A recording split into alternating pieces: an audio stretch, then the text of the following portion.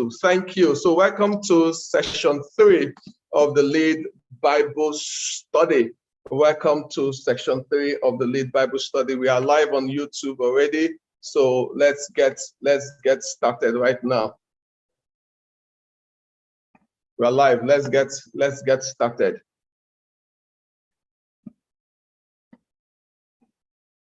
Okay, for those of you joining me for the very first time, somebody will be asking what exactly is L.E.A.D. We've explained it is to help Christian professionals apply what I call conceptually sound and practical biblical principles to everyday life issues in 4 areas: leadership, entrepreneurship, attitude, and decision making. So that's where L.E.A.D is from. So we're looking, the case study is simply from the Bible, but we are using the case study from the Bible to apply to everyday issues in those four areas. And our text in the last 3 weeks has been from Genesis 33, 12 to 15.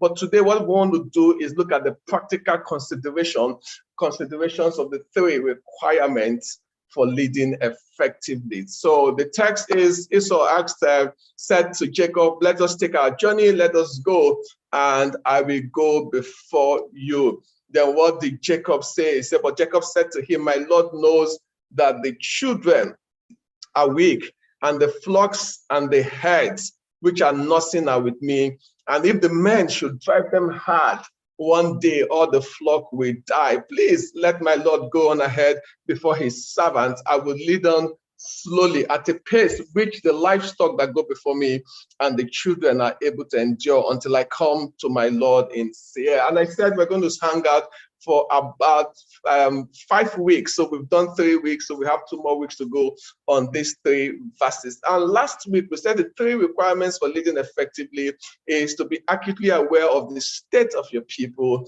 to recognize their needs, and to lead at the pace of your people. Those are the 3 requirements, and we went in depth into each one. We defined state as the present condition of something. We said is the first question a doctor will ask: what is the state of the patient? The first thing they will ask in military operation: what is the situation? So we went in depth. We defined needs as the requirements of the situation, or the gap between what is and what should be. And we also finally looked at what pace, the speed at which you're going. And we explored some things in the area of space. When we looked at the I versus they, we said that leadership begins with you, but it's not all about you. It's about what is best for the team. And that we end up by saying that great leaders are concerned about the impact or the effect of their leadership on their followers. And this quote by Tony Dungy, that if we lose sight of people, we lose sight of the very purpose of leadership. So this is just like a summary of what we did last week. So if you missed last week's episode, you can actually get it on YouTube. So if you type L.E.A.D L.E.A.D with Dr. Maxwell Uba, you will get the episode for last week. And if you follow the page, by the time this one is ready, you can also watch it and share it with your friends and family. So today, what I want to do is look at the practical consideration of the 3 requirements of leadership. And a critical part of the practical consideration is the ability to apply it, or put it in another way, you should be able to provide answers to certain questions that you have. So we've ticked the box of conceptually sound when we started with 1. Now we want to tick how practical the things that we teach here every Wednesday. Can we apply it to everyday issues? And there's no better time than now than to apply the 3 requirements for leading effectively than asking the question, how can we use this to answer the biggest thing happening right now in Nigeria? And you agree with me that the biggest thing happening right now in Nigeria is politics, elections. So I want to use that 3 requirements to provide a bit of guidance to somebody here listening to me, wondering who should I vote for. I would like to start with this, and I want you to see the link between the 3. First is politics, and politics about the electioneering process. Everybody is joking for position, so you want to campaign. So everybody, that's the campaign trail, the election of that individual, and who can sell himself better. That's politics. But after politics comes governance. Governance is about the ability to lead, to set the right policies in place. That's what governance is, forming your cabinet, leading effectively. But ultimately, governance is seen in economics, and economics is the condition of a particular place with especially material prosperity. So irrespective of the political party you belong to, which is politics, never forget the concept of governance and the concept of economics. We've seen some people who won elections and did not know what to do with the elections that they have won, which is governance, and it shows in the economy, which is economics. And the only two ways to look at it from a political standpoint, the two primary responsibility of the president of a nation is safety and economic prosperity. That is economics. And if you remove the political affiliation and just ask yourself a simple question: is the economy of Nigeria better today than it was 7 years ago? Or are we safer today than we were 7 years ago? Then the question, you can find an answer. As we go into 2023, I want you to keep this framework at the back of your mind.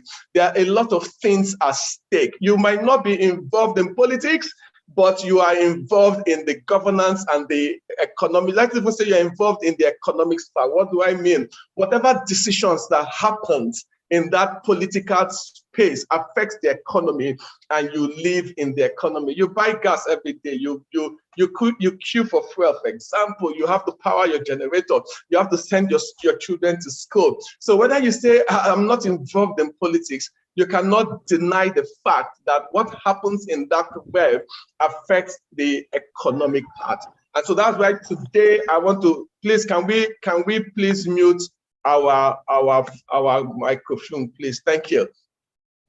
That's why today I want to provide a bit of guidance and say, okay, let's use the 3 requirements and decide who should be our leader. So politics affects governance, and governance affects the economy.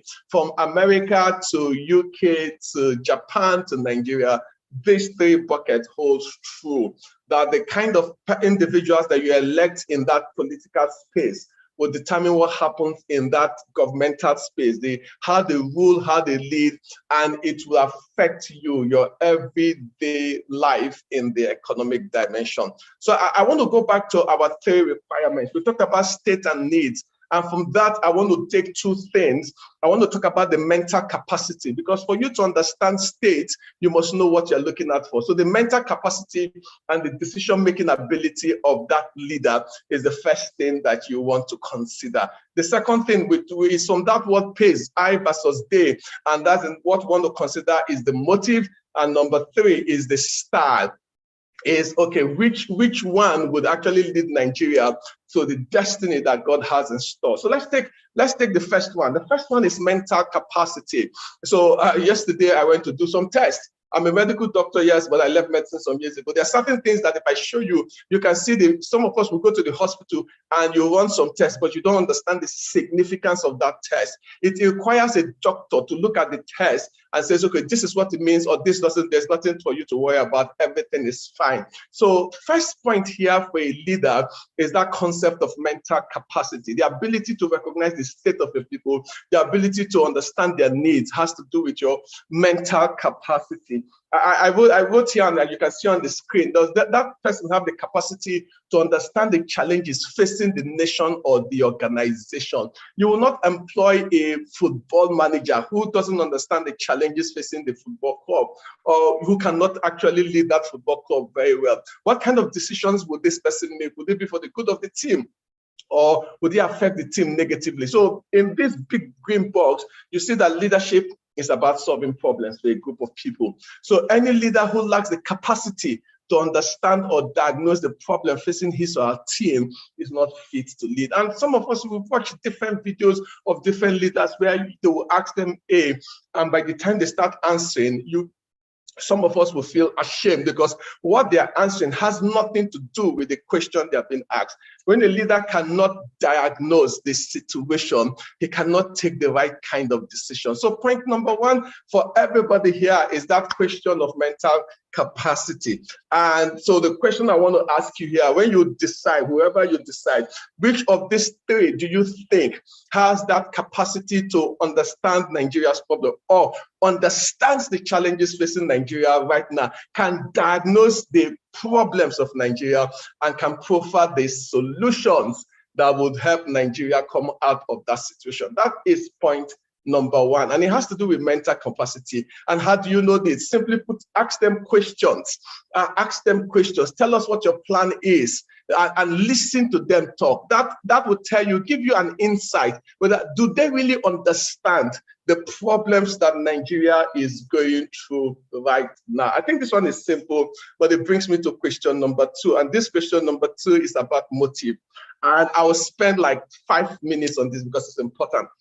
And motive here is what is driving them. So there is another, like asking another question, why do you want to be the president of Nigeria? Why do you want to be king? Why do you want to be the president? What is driving this ambition? Is it Is it personal ambition, or is it for the benefit of the whole? What exactly is motivating this drive to want to be the president? And for me, this is one of my best, when I mean best passages in the Bible on leadership and why do you want to be king, is in 1 Kings and chapter 1 from verses 1 to 5. I will ask you questions and I want you to please pay attention. I call it the spirit of Adonijah. Many years ago, David, the king, the man after God's heart, was old and advancing years, and they put covers on him, but he could not get warm. Therefore, his servant said to him, let a young woman, a virgin, be sought for our Lord the king, and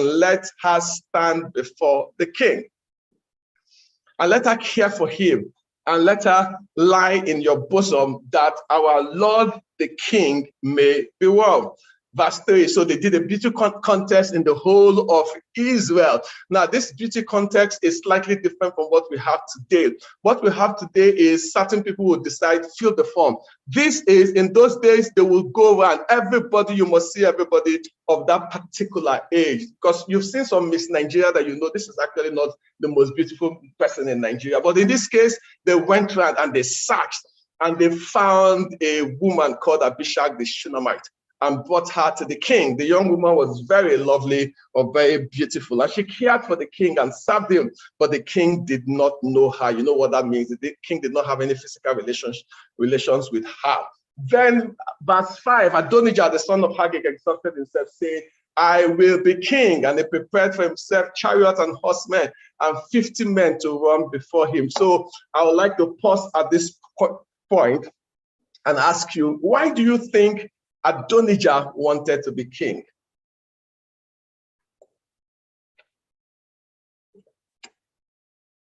Anybody can unmute? Why do you think Adonijah wanted to be king? What do you think was driving Adonijah's desire for kingship, for that position?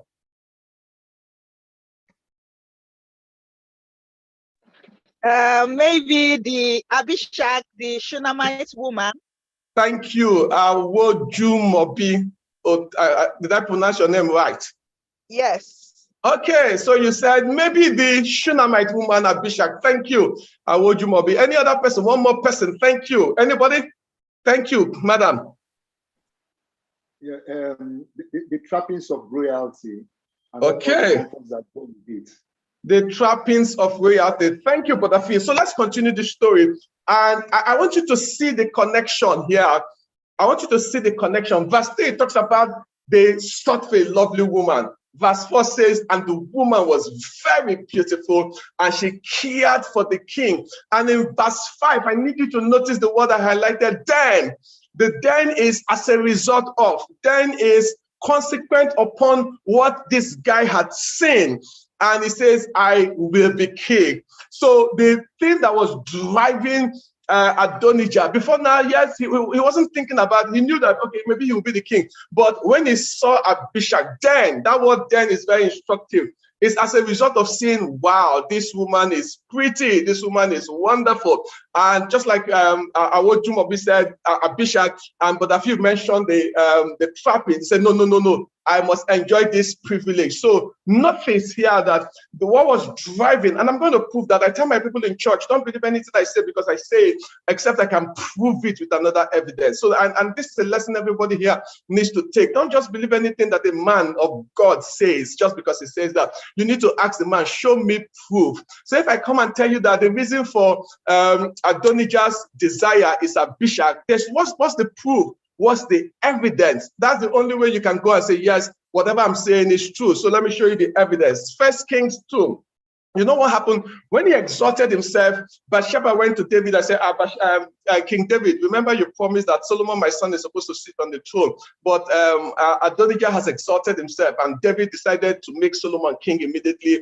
And so 1 Kings 2, let's continue. Let's prove that what was driving Adonijah is Abishag. Then Adonijah, the son of Haggai, came to Bathsheba, the mother of Solomon. So she said, do you come peaceably? And you know why? Because, of course, they've taken the kingdom from you. They've made my son Solomon. And he said, yes, of course, peaceably. He said, moreover, he said, I have something to say to you. And she said, say it. Look at verse 15. He said, then he said that you know that the kingdom was mine. That's an entitlement mentality. And all Israel has set the expectations on me that I should reign. And there are certain people, I don't want to say some words so that nobody would think I'm talking about, but hey, we're a man that has an entitlement mentality that thinks that, oh, this is my turn or something, then you need to be careful. However, the kingdom has been turned over and has become my brother's, for it was his from the Lord. And this is what I tell my church people, that the most important thing that you need to find out is what is God saying concerning Nigeria for the now, not the person that thinks it's supposed to be his birthright. He said, for it was his from the Lord. He said, now I ask one petition of you, do not deny me. And she said, say it. Please pay attention to the next verse. Then he said, please speak to King Solomon, for he will not refuse you, that he may give me Abishag, the Shunammite, as wife. Hello? Hi. Are you people still with me? Yes. Yes, we Yes, are. yes. We are still here, sir. Thank you. So if you were ever in doubt of the motivation of Adonijah, if you were ever in doubt that then is not enough to prove it, look, after they took the kingdom away from him, he came to Solomon's mother and said, there's only one thing that I want to ask for. You understand? Please do not deny me. Please, please, please, just tell Solomon, give me Abishag. So what was driving Adonijah was not about the kingdom. What was driving Adonijah was not about governance. What was driving Adonijah has nothing to do with the people, the will of God, the plan and the purposes of God. No. What was driving Adonijah is Abishag. And I see a lot of people in the political space. Be careful. You see, the people that gathered around that, please, can we mute our... Thank you. The people that gathered around that was even celebrating, some of David's men went after Adonijah. And guess what? They didn't know that what was driving Adonijah was Abishag. And that's the same thing that we need to be careful. We campaign and support. We need to ask ourselves, what is driving this person? So I call the spirit of Adonijah that spirit of personal glory. And just to use the word peace, his pride, his prestige, his the perk of office, his power, his prosperity. That is what is driving certain people here. It's Abishag. And some people have Abishag in their hearts, and they will do everything to get to power because of Abishag. The people around them do not even know. Now, what is driving this person is that there is an Abishag. And the question I ask you again is, what is driving these three people? Why do they want to be king? Are they being driven because of a collective good? Are they being driven because of the destiny of Nigeria? Or there is an Abishak that I must be president? There's an Abishak, there's a personal pride and glory. There's an Abishak prosperity. There's an Abishak power that is driving them. What should drive us as leaders? And let me speak to you, even forget about the state people. You need to ask yourself before you give somebody a position, what exactly is driving this person? Why does this person want to be king? Why does this person want to minister? Why does this person want to come on the pulpit to stand up and sing or stand up and preach? What exactly is driving this person? Is this person driven because this is the plan and the purpose of God for this person, or this person is driven for personal glory? Look at 2 Samuel 5:12. So David knew that the Lord has established him as king. Never forget this verse, over Israel, and he has exalted his kingdom for the sake. The only reason God gives people position is because of his people, for the sake of his people Israel. The only reason you should aspire, somebody should aspire to positions of authority, is for the sake of people, for the benefit of people, to make a difference in the lives of people. So this for me is number 2, and it is big. You can have somebody who is competent in terms of his ability to understand the challenges, but he's driven with personal ambition. That person will still make a mistake. But where you have a disaster is somebody who doesn't understand the challenges, and that person is still driven by personal ambition. What you would have is disaster of the nation, of the state. This is point number 2 for time's sake. Point number 3, I'm mindful of my time. Wow, the time is almost spent. Is okay, how would this person lead? How would this person lead? Or put in another way, just for time's sake, is which of this person would you prefer their leadership style? Yeah, in like Nigeria right now, and the kind of output of their leadership style. Which of these 3, knowing their histories, which of these 3 would you prefer to pilot the affairs of Nigeria for the now? I think if you ask this question, number 1, which of these 3 best understands the challenges facing the nation? Number 2, which of these 3 are driven by the collective good of the nation, to want to make a difference and not personal ambition, not the spirit of Adonijah, not because of Abishag? And number 3, the style that this person would lead. This, as I bring this to a close, because I say I'm going to keep to the time, is one more point.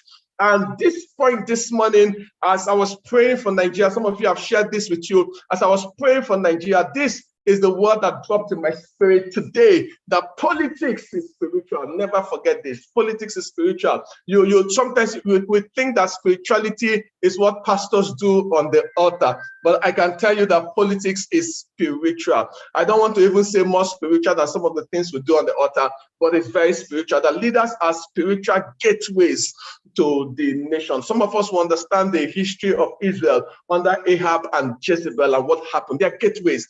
Every time you can't enter a nation except through the leader. Look at what is happening in Russia, for example, and look at what happened in China, for example, when communism and communists took over power, and a billion people were plunged into darkness. Don't get to that point where you are just arguing on the basis of party. No, I hope that everybody here is a Christian, or even if you're not, you're spiritually inclined. There's something about the spiritual state of a nation that a leader determines. So if you have a leader whose spiritual inclination allows some negative things to happen, you will feel the consequences. Whose spiritual inclinations allow some negative things to happen, you just before you know it, they will pass laws and decrees that would affect your worship. It happened in Babylon when they came to the king and said to the king, for 30 days, nobody should pray to any other god except you. In the days of Daniel, it was 30 days. It could actually be for 1 year. And somebody says, can it really happen? It happened under coronavirus and churches were closed. So it can. We're seeing a foretaste of some things that will happen. An example of what would happen. And so this for me is now the biggest question that you need to ask yourself. Which of this leader can you entrust the spiritual destiny of Nigeria into their hands for the next 8 years? This, for me, is the biggest question. The destiny of this nation for the next 8 years. The midwife that would shape the spiritual, beyond the economic destiny. Yes, I understand the economic destiny, beyond the economic destiny, the spiritual destiny of this nation for the next 8 years. And I think for me, if you answer these questions, the choice is obvious. If you answer this question, the choice for you, you should know. Proverbs 29:2 says, when the righteous are in authority, the people rejoice. So I want to ask you, are you truly rejoicing right now in the state of things in the nation? He said, but when a wicked man rules, the people groan. And this, on this note, I'd like to bring this to a close. It's 28 minutes after 8 o'clock. 28 minutes after 8 o'clock. You can